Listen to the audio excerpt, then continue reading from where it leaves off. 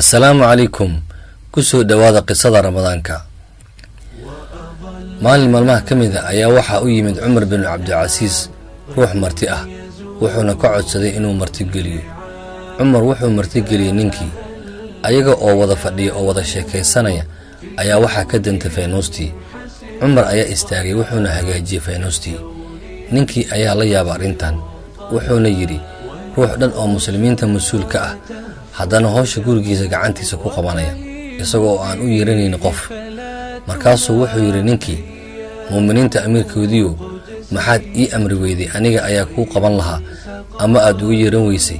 ruux ku shaqeeyo si uu kugu hagaajiyo faynuusta Umar ayaa u jawaabay ninkii wuxuuna ku yiri aniga oo aan amiir ahayn ayaan noolaan jiray waxaan ahaa Umar waxaan barbaaray aniga Umar wax iga noqsaamana ma jiraan markaasuu ku yiri ninkii waxaan ku sheegayaa dadka waxa ugu khayr badan alla agtii ruuxa mar waliba tawaaduca qisadayna halka ay nooga eg tahay waxyaabaha aan ka qaadan qisadan ayaa waxay kamid tahay si walba aan darajo u gaarno inaan mar waliba dhaqan ka dhigno tawaaduca waad ku mahadsantahay daawashada muuqaalkan haddii aad ku cusub tahay jaalka maalmaha fadlan subscribe dheh si ay ku soo gaaraan muuqaalada cusub aan soo dhigi doono mahadsanid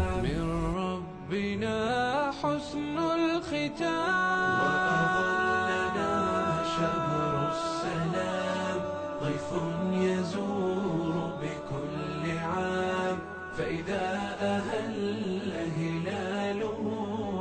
في الكون ينحسر الظلام في الكون ينحسر الظلام يا رب فاقبل